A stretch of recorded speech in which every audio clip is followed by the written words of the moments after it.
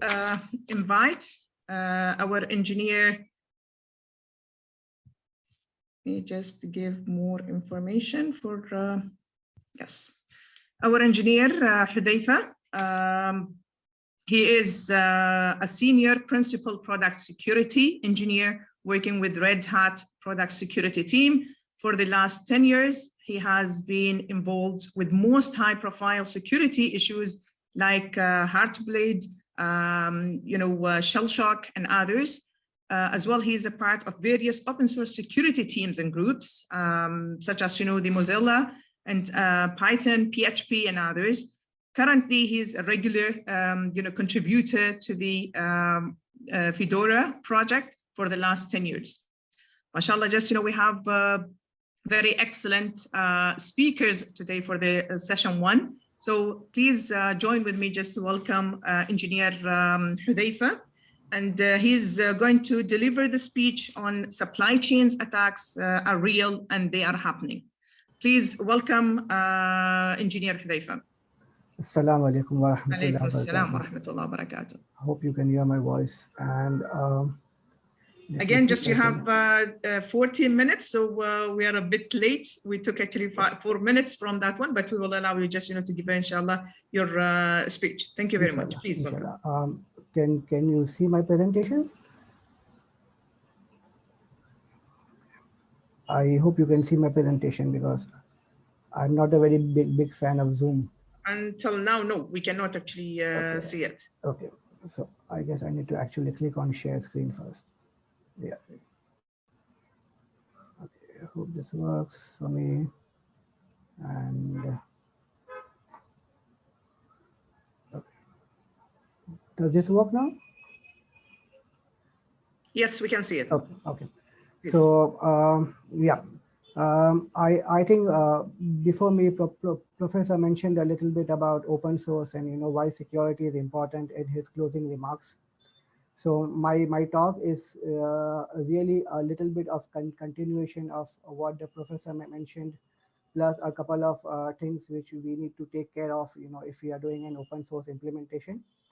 I'm going to discuss about supply chain attacks in open source security, and I am going to give one very big example of something which recently happened. And if we are going to implement open source in our organization, then what are the things we need to take care of, especially from open source security supply chain point of view. So who am I? My name is Huzaifa Sidhpurwala. As was mentioned earlier, I am a senior principal product security engineer at Red Hat.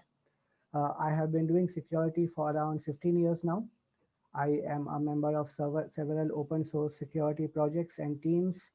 I speak at conferences. This is my second year speaking at this conference. I think a couple of years back, I was present in person in Muscat, and I spoke about open source security. So this is my second year. I do a lot of security research in my spare time as well. I write a lot of blogs and publications as well. So we are basically here to talk about what supply chain is.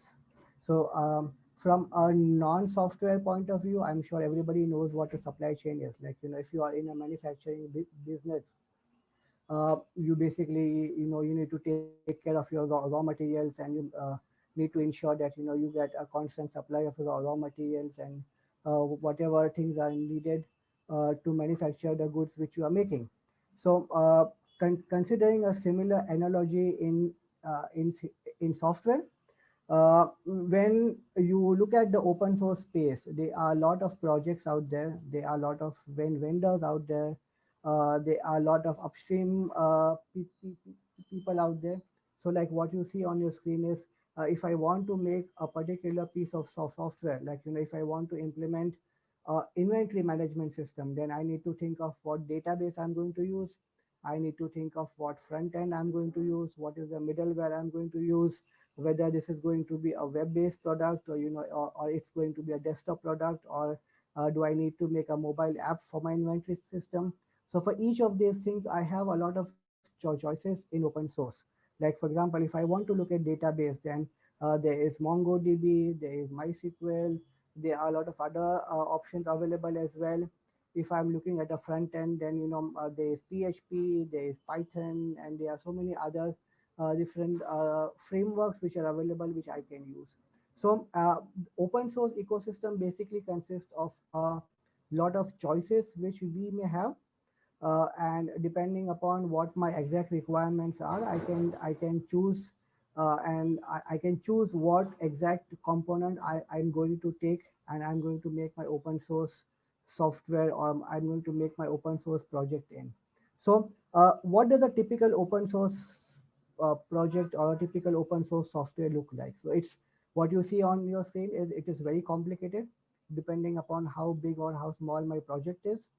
The basic idea over here is not to reinvent the wheel, which means that if somebody has worked on some piece of software already, what I can do is, because it is open source, I can take it and I can include it in my open source software depending upon how the licensing is, right? So let's take a simple example. So suppose I want to make a software which uses encryption, and it is a web-based software. So I have several options over here. One option is I can take an open source crypto library, like I can take OpenSSL, and I can include OpenSSL in my project.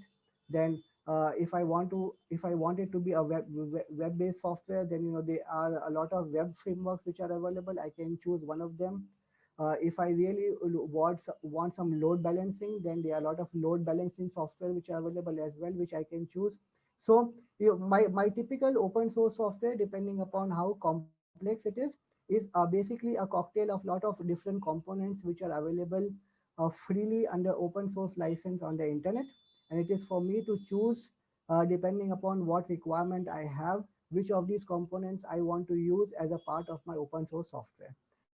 Now, this is very convenient to the developer because it is very easy to implement. The software is open source, which means that there is a lot of documentation which is available. I can look at, I can read the code, I can figure out how to use that particular software. But there are several problems which are involved as well. And one problem is the fact that this is the component which you are using, it is a part of your supply chain, right? So similar to the analogy which I gave earlier, in the case of software also, if you are using any components which have been taken from upstream and they have been made by somebody else, then these components are typically a part of your supply chain. And sometimes if these components get compromised, or if something happens to this component, then it basically means that your supply chain is compromised as well, which means that you are introducing security flaws not only in your product, but you are also passing on the security flaws to your customers. So but let's take a hypothetical example. So if my software is uses OpenSSL as a crypto library, and if OpenSSL gets compromised, then that basically means that my software also is compromised. Now, if my software is distributed to say 100 customers, then all of the customers using that software will also be compromised. So I'm not only my software is a problem, but I am passing that problem to my customers as well. And it is quite possible that your customers may pass this software to somebody else also, like if they are subcontractors or something like that. So basically, if you go back and think about this, the scale at which this is done, the scale at which these kind of compromises happen are very large. There are hundreds, sometimes thousands and lakhs of customers which are involved. So supply chain attacks, which is what the subject of my presentation is, supply chain attacks are really large scale attacks. So it is not like your company got compromised or your software got compromised, but they are really large scale attacks, and they are really happening right now, right? So let's come to our topic of discussion, that supply chain intrusions. In a supply chain intrusion, what happens is that you not only target a system, but you target the supply chain, right? Sometimes untargeted supply chain attacks can cause massive disruptions, and there are a lot of examples. One massive example we are going to see in the next couple of slides. They are enormous, and like what we discussed earlier, they affect a lot of customers. So one example which we are going to see and we are going to discuss in today's presentation is solar winds. I am not sure if you are aware of this, but this was in the news last year for a very long time. So SolarWinds is typically a company which sells network monitoring software, NMS. So if you have a network which is made up of a lot of different boxes, a lot of different computers and network devices and wireless devices, if you have a complex network, they typically sell software which can be used to monitor this software. Like, it can be used to see if your network devices are up and they are working. You can pass commands to your computers remotely. You can probably reboot your computer. You can reboot your network device. So this is typically a software which is used to monitor your internal network, right? SolarWinds typically, I think, has got 3 lakh customers, out of which 33,000 customers have an active subscription on the Orion platform. The Orion platform is the one which was compromised. So what did the attackers do? What the attackers basically did was the attackers were able to get into the solar wind infrastructure, and they were able to infect the Orion platform which SolarWind sells, right? And the infection basically was a two-stage thing. There was a first stage a malware which was present in the SolarWind software. What used to happen is that, once you install SolarWind on your infrastructure, the first stage malware will be active, and it will kind of dial back to the people who actually wrote the malware, and the attackers will basically try to see whether your company is good enough or your company is big enough to be infected. And if they really feel that they want to infect your company, or if they feel they want to compromise your company, then they will push in a second stage a software which will do the actual work.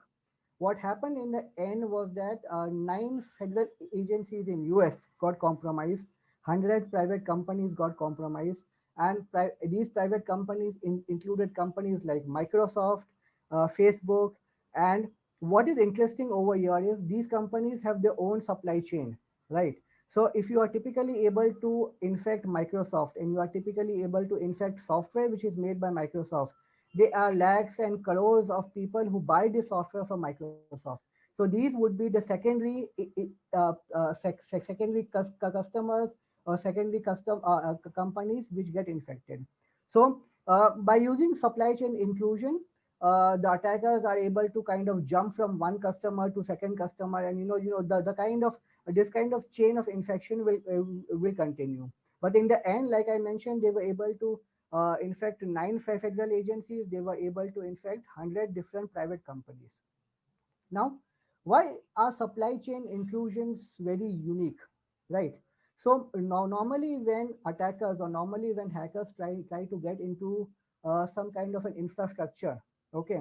So for example, if they try to get into some company out there on internet, then they have to, number one, target what company they want to infect, or what company they want to get into the infrastructure. That is number one thing. Number two thing, they have to figure out how they are going to attack you, how they are going to hack you, how they are going to get into your infrastructure.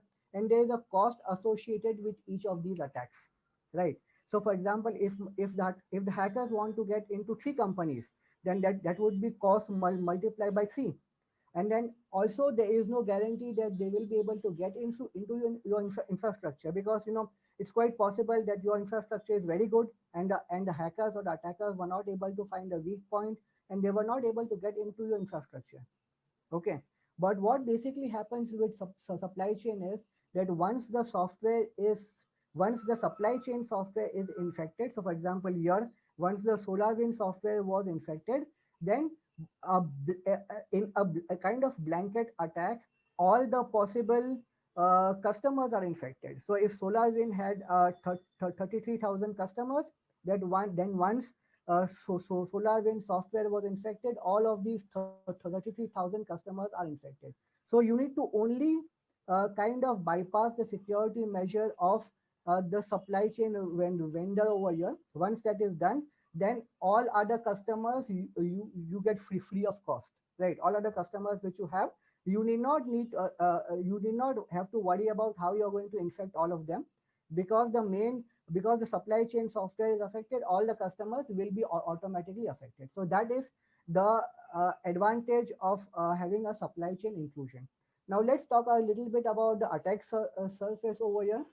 Uh, like I mentioned in the previous point, when an attacker tries to get into a company, it is possible that he may be able to bypass the firewall. So when he bypasses the firewall, he gets into the DMZ network. Now he needs to find a way to jump from the DMZ network into the active network or into the trusted network, right?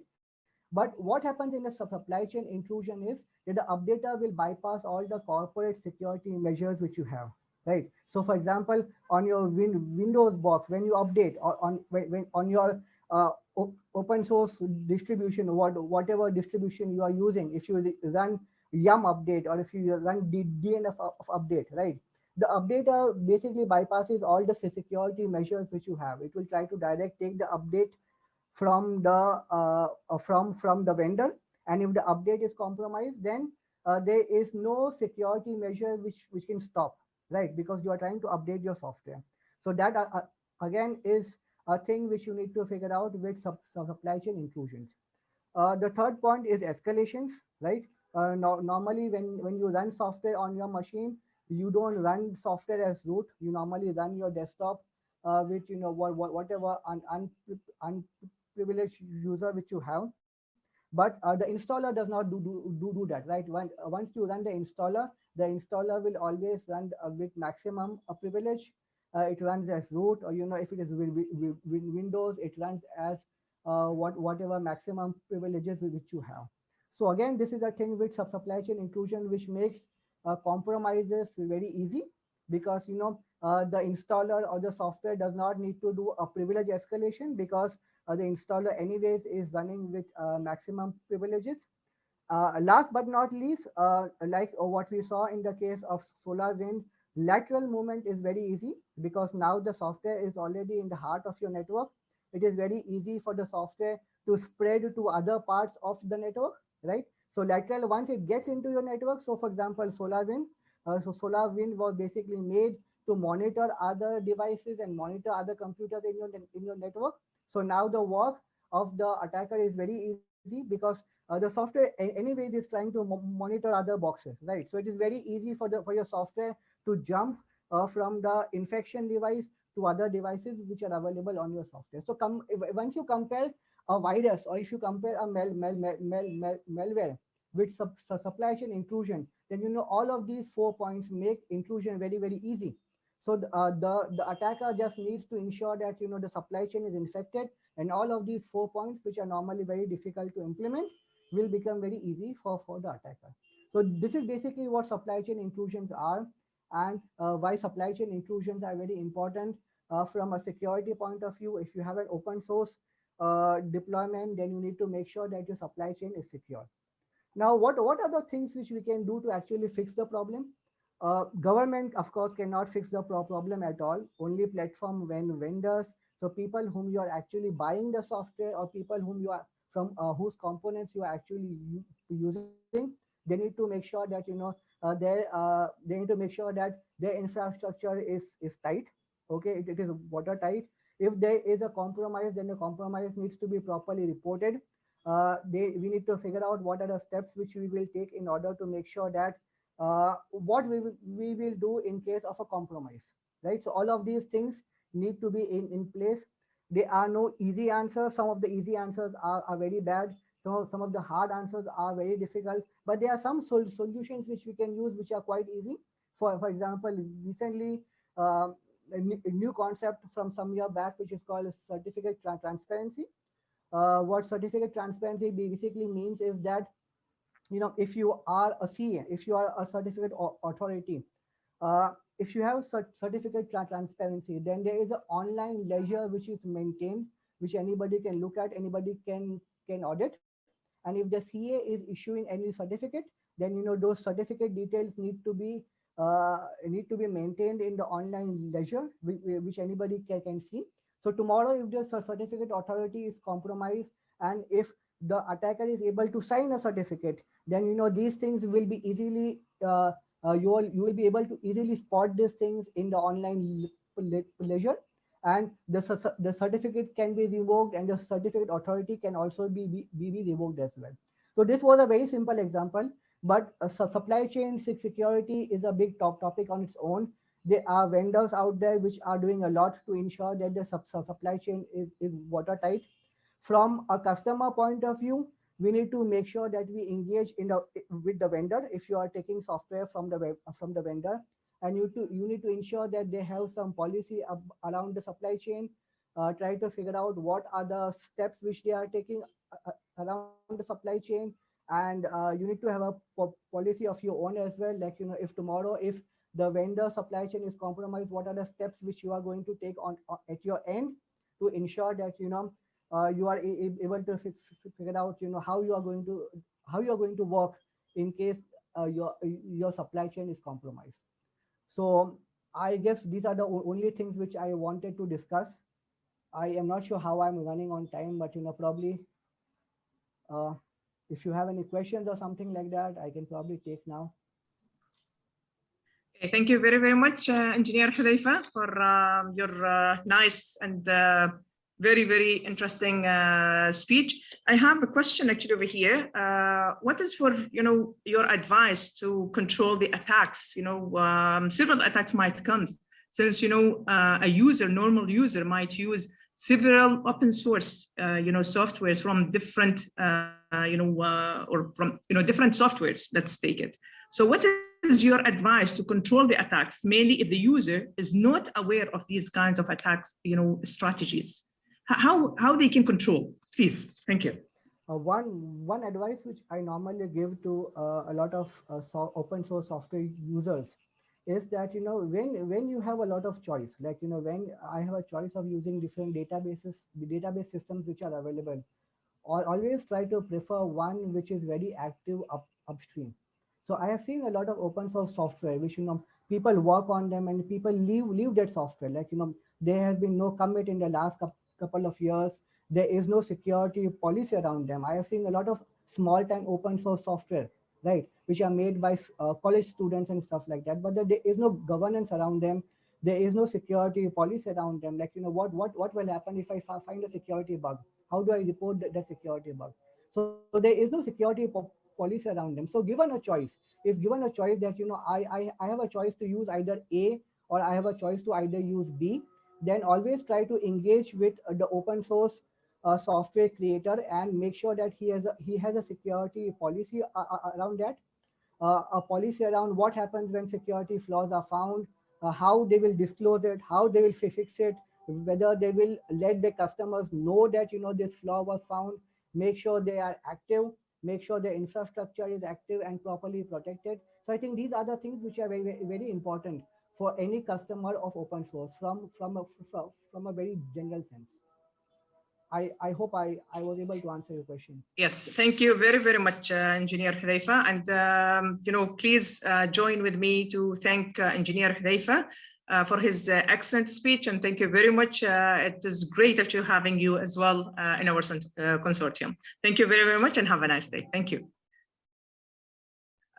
This is for Prof. Derek. Since still in our session, we have still a few more minutes, nearly 30 or more than 20 minutes actually. If you're still just interested, to answer the questions which were delivered already, because I informed the audience, but it seems they didn't contact you actually through the chat room. So if you are willing, we have enough time, Prof. Derek. Sure, I'll be happy to help out. Thank you very much. In the Q&A, you're saying to answer the Q&A, or how to do that? We have, I don't know, the 2 questions now. Yes, thank you, Prof. Derek. Yes, we have it, please. You can just see 2 questions, it's still just in there. They are in the Q&A box, please. So I think you're pointing to what is the most common concern concerning issues about open source software for most institutions who want to migrate there, I think. Common concerns. Well, you need to build up understanding of how to work with open source. So if you don't know software, it's quite tricky because software and software businesses don't really work like physical products. So you need competent people. I think that's the biggest challenge, having people who understand how software works, how to work with software suppliers and so forth. And that applies to software in general and certainly also to open source software. So there's no magical solution here. One way or another, you need to build up your understanding of how to work with software. You can buy into it to some extent by using the guidance, for example, of open source foundations. As I explained, they exist to help make sure that maybe any funds you have to spend on sponsoring open source software development are actually used in such a way that you reach your goals. If you have the competencies, you can do it yourself, but in general, the open source foundations are there to help you, and they are a neutral and fair playing ground because that's the reputation to lose if they were not. Do you think transitioning to open source software will be welcomed by software vendors like Microsoft? This is actually a very deep question. So to many, Microsoft is still the Microsoft of Microsoft Office and so forth. And certainly the traditional Microsoft of Windows and Office on-premise fought open source tooth and nail. And so in the old days, that was really a fight. The reality is that you can migrate to the alternatives like LibreOffice, but that your users may not be happy because lock-in has so many dimensions. Just knowing your way around software and having to learn a new software keeps people away. So many users may not be happy to migrate to LibreOffice. You need to convince them, you need to create incentives. The Microsoft of today, I'm not so sure about them worrying so much. They use the lock-in into Microsoft Office, meaning users know on a simple level where the menu items are, on a more complex level of how complex processes or macros in Excel work. They use that to keep you tied to Word and Excel, but they are trying to bring you into their cloud. So I think the Microsoft of today is really trying to rapidly migrate you into their cloud. The value is to them, they can charge even higher fees because, well, it's not just the software. Now it's also the service of operating the software for you. So subscription fees in total are usually higher than on-premise license and maintenance fees. So I think Microsoft has changed its strategy as a cloud vendor next to AWS and Google, and will try to migrate you to their cloud.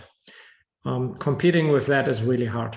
I actually think that Microsoft stands a very good chance against Amazon and Google simply because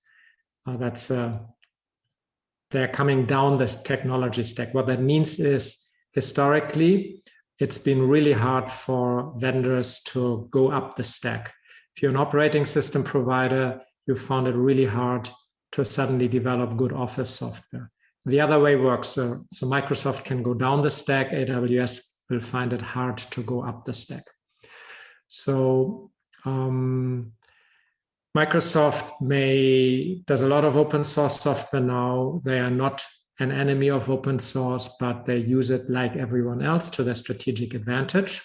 There's a lot of open source software in their old on-premise products and in their new in the cloud, but their strategy is definitely to get you into Azure and on Office 365. So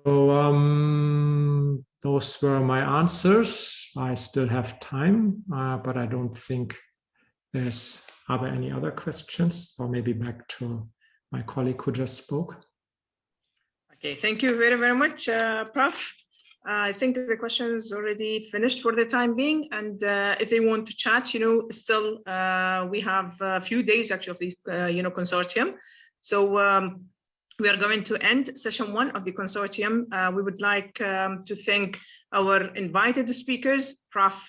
Derek and Engineer Huzaifa, for their great speeches actually delivered today.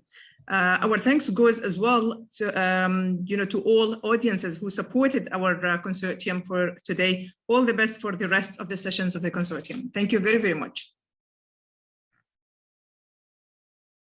Thank you.